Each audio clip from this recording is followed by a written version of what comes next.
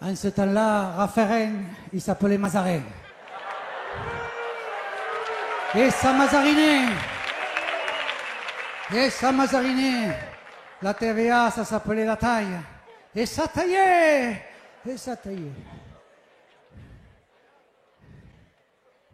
Ça taillait tellement que les paysans, ils n'avaient plus grand-chose pour vivre. Ils avaient le choix entre la misère ou le sang. Et quelquefois, ils choisissaient le sang et la révolte. On les appelait les croquants, los croquants.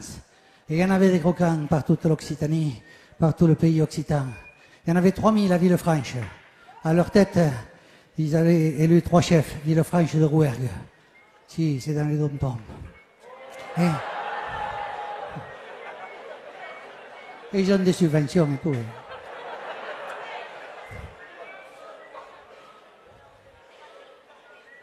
Ils avaient élu 3 chefs à leur tête. Le premier, il s'appelait La Fourque. Le deuxième, il s'appelait La Paille. Le troisième, il s'appelait Yann Petit. Mais oui, mon pauvre. Le troisième, il s'appelait Yann Petit. Et ils ont fait ce qu'il ne fallait pas faire. Ils ont fait confiance aux notables qui les ont vendus aux gens du roi.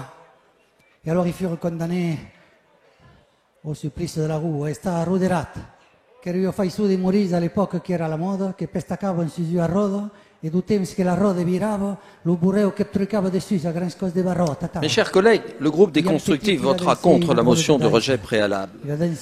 Parce qu'en écoutant la porte-parole du groupe La France Insoumise, j'avais l'impression de vivre au XIXe siècle.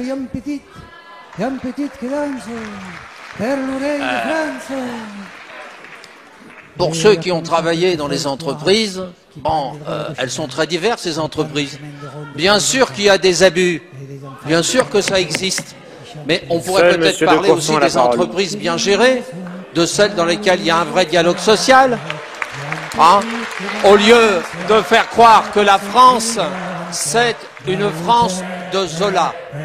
Eh bien, madame, pour paraphraser Jacques Brel, Mathilde n'est pas revenue.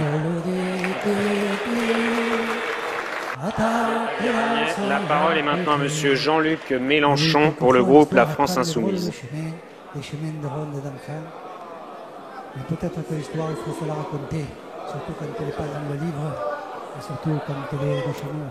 Voici l'histoire de Yann Petit à Villefranche de Rouergue, en 1643.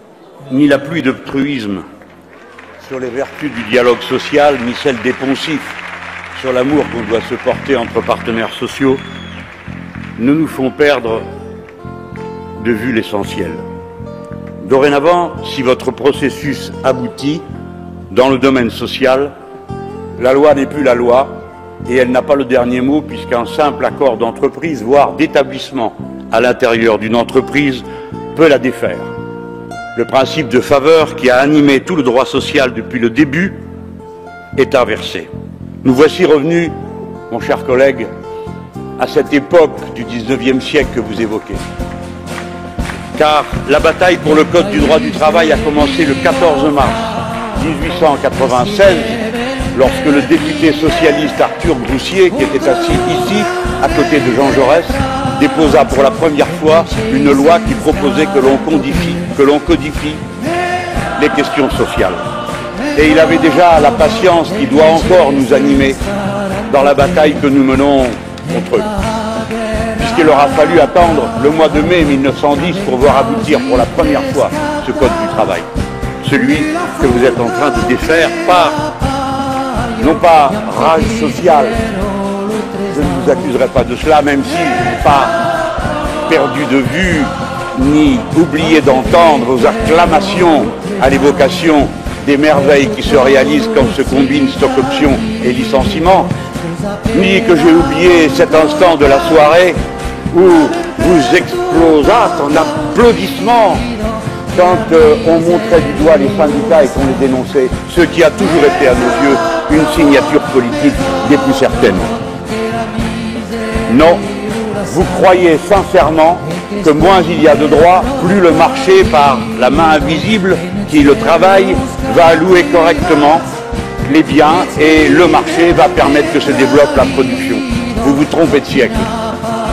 Ce n'est que la stabilité, la prévisibilité, la sécurisation des hautes qualifications professionnelles qui est la garantie du développement économique et surtout de la mutation que doit accomplir à tout prix notre appareil de production, parce que demain 2 août, ce sera le jour de la transition où la Terre entre en dette avec elle-même, parce que le modèle de production que nous utilisons est en train de tout détruire. Il faut donc tout changer, et pour cela, il faut changer les appareils de production, les process de production, changer les qualifications des salariés et les élever pour relever ce défi de remplacer tout ce qui vient des énergies carbonées et fossiles, tout ce qui vient de ces matières qui ruinent la planète. Voilà le vrai défi. Pas le niveau de profitabilité des actions, ni la capacité qu'ont quelques individus pervers et névrosés à accumuler sans cesse, toujours plus, une fortune dont on ne sait pas ce qu'ils feront à la fin. Oui, voilà la situation. Nous avons le droit de ne pas nous réclamer de la même vision du monde. Je la développe jusqu'aux comportements individuels. Voilà le fond de l'affaire. Prévisibilité, stabilité, planification écologique, élévation du niveau des qualifications. Voilà ce qu'est une industrie et une activité économique moderne, du moins telle que nous le comprenons. C'est pourquoi nous qualifions, après avoir mesuré nos mots, et nous avons essayé de vous le démontrer tout au long du débat, ce que vous venez de faire et que vous vous préparez à faire de coup d'État social, puisque c'est un renversement de la hiérarchie des normes. Et dans ces conditions, c'est avec conséquence et respect de ce que nous disons nous-mêmes que nous vous l'annonçons. Nous ne vous lâcherons pas un mètre de terrain aussi longtemps que la discussion et le rapport de force seront possibles. Ce qui ne se règle pas à l'amiable se réglera dans les rapports de force. Nous ne lâcherons rien. Nous appelons à rejoindre l'appel des syndicats. Nous appelons à manifester le 23. Et nous disons aux braves gens, à ceux qui n'ont que leur travail, pour vivre, nous leur disons, défendez-vous, braves gens, ne vous laissez pas faire, regardez-les, ils parlent avec un fouet dans la bouche.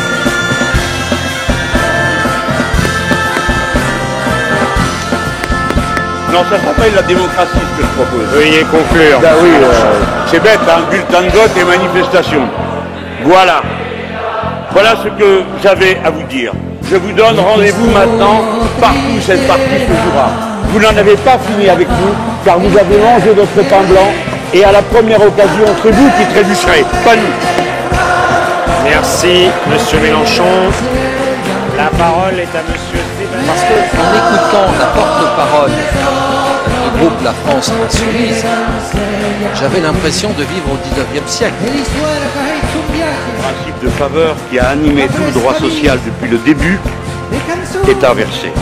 Nous voici revenus, mon cher collègue, à cette époque du XIXe siècle.